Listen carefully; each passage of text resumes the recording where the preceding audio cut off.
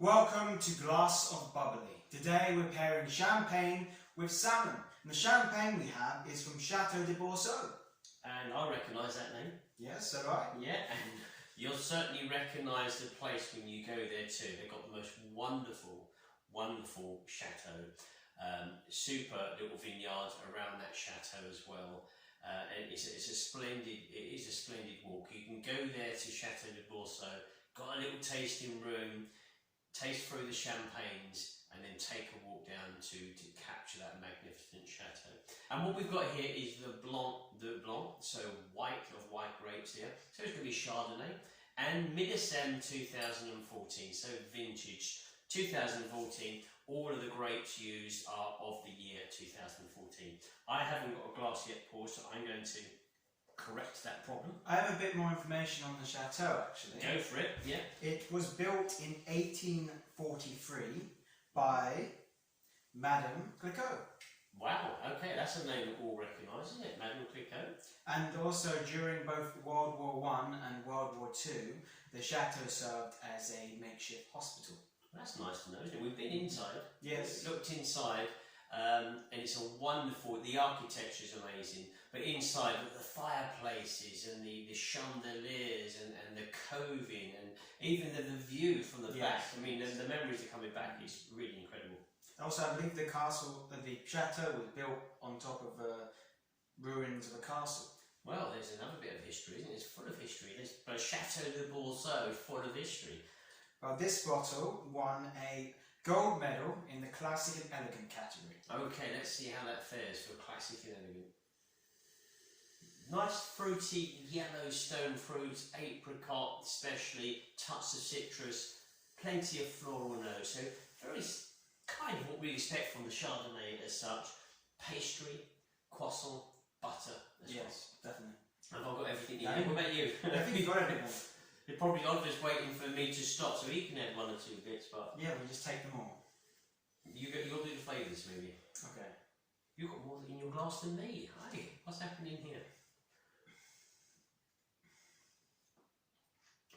Citrus, yellow stone fruits, yellow floral, and I'd say touching on a yeastiness as well. Good levels of acidity, making it very good for food pairing. Not overly aggressive. There's a nice silky texture there. Maybe that's the yeast coming through. There's an acidity, so it's refreshing and it vitalises the palate. But at the same time, it's very silky and it's both classic and elegant. So it's very calming and something to relax to. Very clever. You know this is good quality wine, especially by the very tiny bubbles in the glass that we've got here. But the flavours and the way that they're delivered and the different layers that you get in the palate, so really enjoyable. Good. So we'll move on to the pairing, because we're going to be pairing this with some raw salmon. Now it's on a salt plate. Now this is provided by souschef.co.uk and it is a Himalayan salt plate.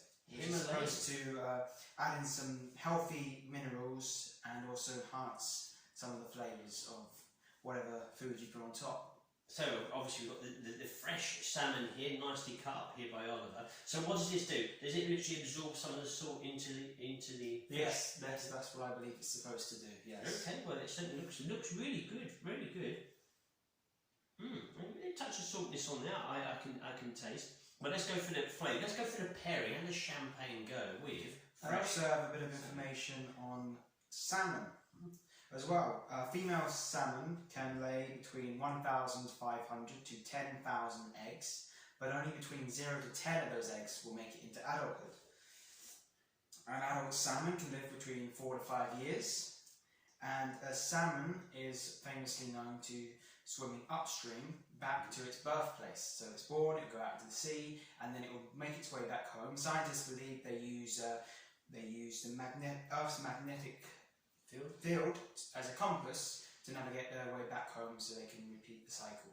Well, isn't that incredible? You would think the intelligence, the wonder of nature, the intelligence of that creature, because if we did that, we'd have to use a mobile phone and a GPS. But these are literally going by instinct, which is really a wonderful story. So I'm going to try another piece because I've forgotten the tasting notes already. I can definitely taste that saltiness from the salt block. That's really good, actually.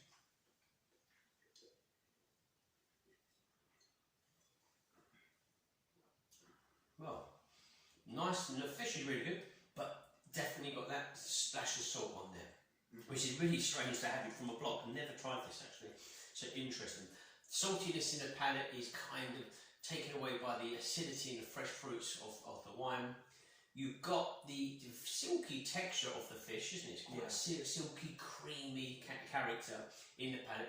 Not too unsimilar to the way the wine's been delivered. As we said, it's silky, but the fruits take over initially. It cleanses the palate straight away, and then towards the medium and the close, we get those savoury flavours coming back from the salmon. But the salt has kind of disappeared.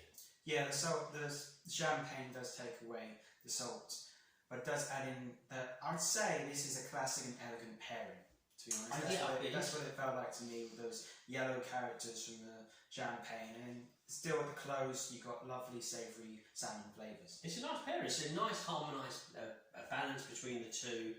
The dish is nice, very fresh. It tastes fresh. Everything here is fresh, including the champagne as well. But champagne really tops. Alex there, the winemaker that we've met as well, is a really nice guy. So find out more about the Chateau de Boursault. Visit them online, find out more. But yeah, really good. We enjoyed that one. So Yes, it was good. that's all done. So until next time. Enjoy the fizz.